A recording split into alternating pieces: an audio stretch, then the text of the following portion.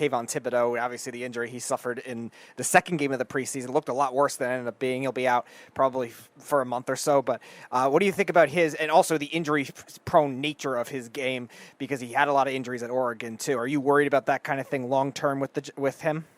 Now, football's a violent game, and injuries, they have a lot of variance to them. I'm not overly worried. That's more of a freak thing. He just got cut block, which is a completely legal block inside the tackle box. That happens all the time in the NFL. People wanted to kill Thad Moss for that, but that's a completely legal block. And Kayvon just didn't get out of the way and didn't lower his shoulder enough, got cut at the knee. You hate to see it. It's definitely a violent look, but I'm not necessarily overly concerned about his propensity to get injured. He's not like he's had torn ACLs or torn Achilles or anything of that nature. It's more just high ankle sprain, little ankle injuries here and there. But in terms of his skill set, I think the Giants haven't had a unique edge rusher like this in a while, because I just think he could still develop his ability to get to counter moves and things like that.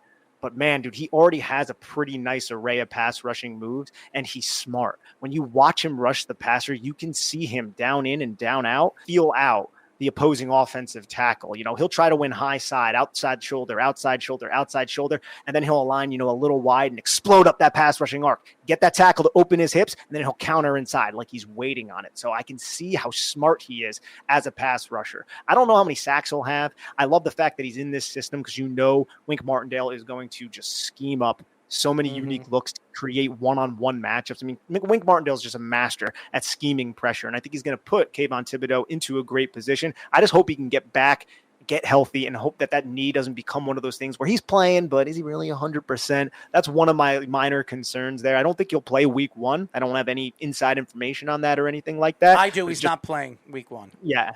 Yeah, it's unlikely, which sucks. It really does. He could be back week 2, but some people say he won't be back until week 3.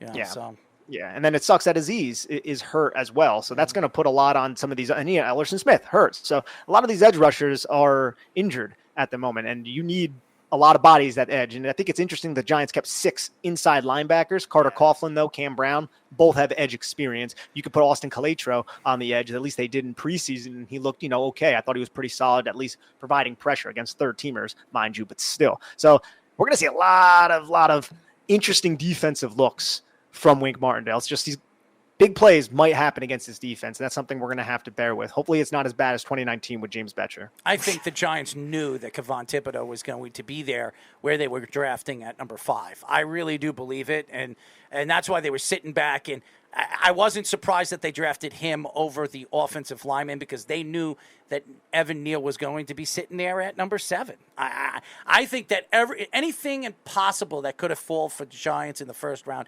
did that night. Everything that could have fell perfectly for him, it did.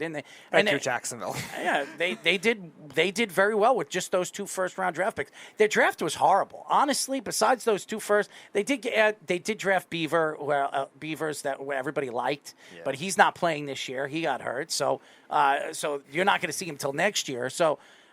This was a very weak draft for them besides their 2 first-round draft. Now, if those 2 guys turn out to be stars, I mean, it's a win for you if you get 2 stars out of in a draft. But my thoughts right now and your thoughts to this team as a whole. Now, you say they could win 8 games. You look at the NFC. The NFC is very weak.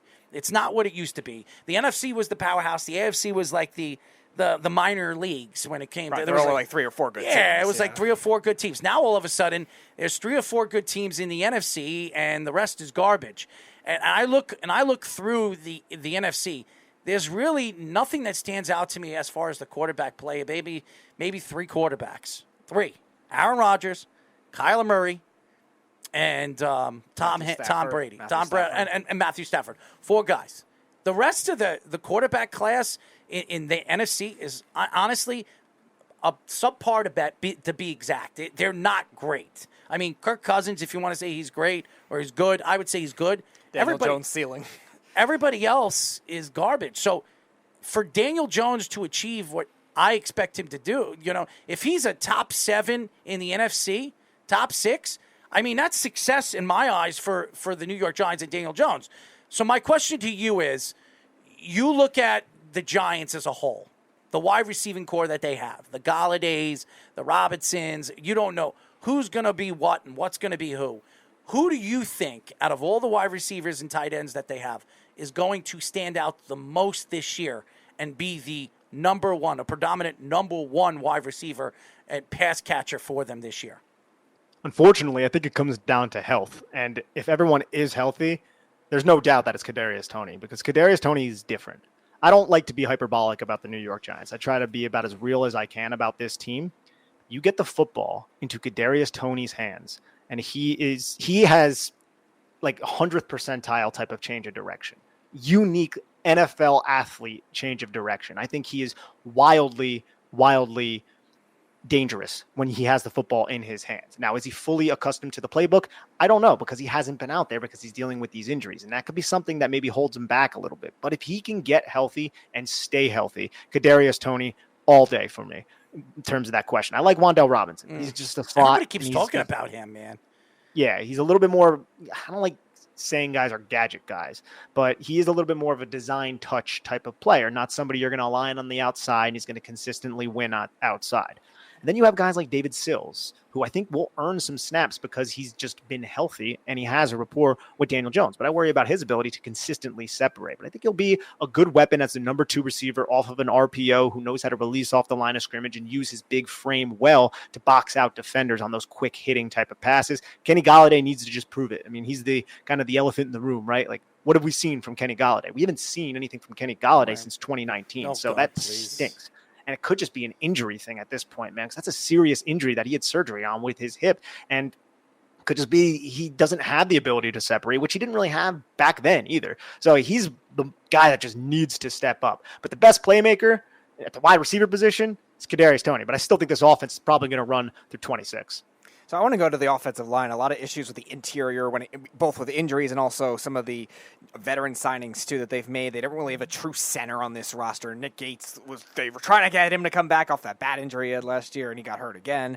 And now they're trying a bunch of converted guards over there. So what do you think will end up being the best approach for them? And do you think Brian Daboll's going to really have to adjust to that because of that with his play calling? I definitely do. I think it could be an issue. I think it could be a big issue. And like I said at the top of the show when I came on, Ben Bredesen, Josh Azudu, they've been dealing with injuries, but we don't know what injuries. I don't know if they're going to be ready for week 1. Shane Lemieux with the toe, he could end up on IR. That's a realistic possibility. So who the heck is playing left guard for you? Then you have the center position, John Feliciano. Love John Feliciano as a personality, and I think he'd be a good swing interior offensive lineman who could start here and there. I don't know, especially with the little injuries he's dealt with during training camp, if he's going to be a consistent center. That's not even his natural position because he used to be a guard. And then you have right guard Mark Lewinsky. I'm confident in Lewinsky. I think he'll be an above-average starter. Neal, I think he's going to take some bumps, take some lumps throughout early in the season, but he'll be fine. Similar to Andrew Thomas, probably, hopefully, not as bad, because Andrew Thomas was pretty bad early on in his career. And then Andrew Thomas, I think, he could vault himself into being a top 5 tackle. I don't think that's crazy to say. I think he is very talented in his craft that he worked on and he developed. It's very, very impressive, the leaps that he's taken from his rookie season. But to answer your question and to circle back, I think Daboll's going to have to maybe alter it and just get the football out of Daniel Jones' hands quicker. A lot of quick hitters, a lot of RPO, just keep the defense guessing and don't have Daniel Jones hold the football too long in the pocket if you're losing inside. Like week 1, they got to play Jeffrey Simmons. That's tough. Like, are you going to put Devery Hamilton out there at left guard and he has to be lined up against Jeffrey Simmons? Because I'll tell you what the defensive coordinator is going to do. He's going to circle he's going to circle the left guard. He's going to circle Devery Hamilton and be like, okay, Jeffrey Simmons, you're aligning there. Have fun. And the Giants are going to have to double team him. They're going to have to pay attention. That's going to take away from what the Giants can do in other areas of their offense. So, yeah, I'm a little bit concerned about the interior offensive line and the injuries that they've suffered so far. We are talking to Big Blue Banter and Big Blue View writer and podcast host Nick Falato. Last question for me, Nick. Your surprise this year for the New York Giants and your complete failure for the New York Giants. Oh, okay. So the complete failure, I think the low-hanging fruit here would be Kenny Golladay because it's just kind of sitting there. So I kind of want to go in another direction with that. I think the secondary holding up could be a big issue. I do. I like Aaron Robinson, but I like Aaron Robinson as an athlete. I think from a technical standpoint, from an instinctual standpoint, he needs some work. And the fact that he's transitioning from, a slot overhang apex to an outside cornerback, it's a lot for him. At least that's what it seems like so far in preseason. So I'm a little bit concerned, not just about that, but if Adoree Jackson gets injured, which is something that he has tended to do throughout his career, this Giants secondary is going to be really bad, like worst in the league. type bad. Wow. And that's with a possible Pro Bowler in Xavier McKinney. So that would be my, hopefully not, but biggest failure if that ends up, happening. And then in terms of the biggest surprise, I think Saquon Barkley is going to be back to the Saquon Barkley that we saw in 2018 and then some. I think the run blocking is going to be a lot better. John Feliciano, he's a pretty good run blocker. Shane Lemieux, when he's healthy, pretty good run blocker. Glowinski, much better run blocker than he is a pass blocker, and the same with Evan Neal. And I think they're going to attempt to run the football maybe a little bit more than what Brian Dable did up in Buffalo.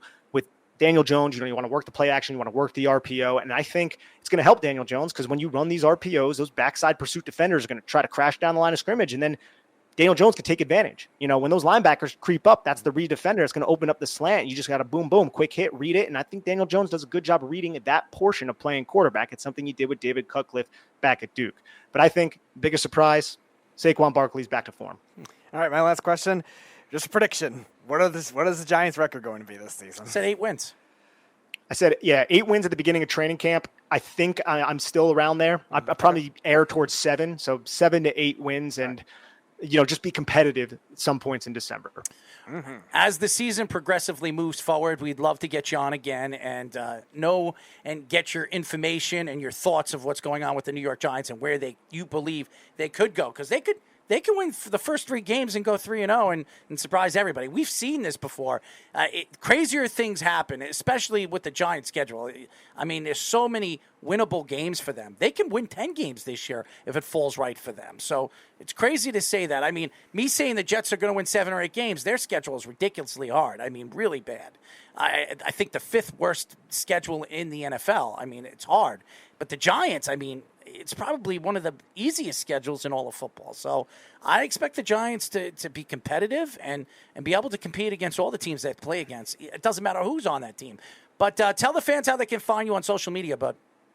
Yeah, so thank you guys for having me on again. You guys can find me on social media, Twitter, at Nick Falato. That's just NickFalato. That's just where you can find me. You can find the Big Blue Banter podcast. Wherever you get podcasts, it's myself and CBS's Dan Schneier going over the All-22 and the X's and O's and the scheme of the New York Giants, among basically everything else that surrounds the team. And then my written works over at bigblueview.com. I read a couple of your things today, and I think you're very talented. You got a great personality. It's the first time I'm meeting you. And like I said, I'll have Speedy get you on again. You have definitely one of my favorite Giant guys I've had on this show. So we really appreciate you, and keep it up. Tell your girl to keep it trucking over there in the sky and get her a license or whatever the heck her wings, and get ready to fly, baby. Maybe ready to fly. Maybe she'll become a Jet fan. Maybe she'll have those wings, right? That's right. I'm just kidding. But thank you, Nick, for joining us. Absolutely. Take care, guys.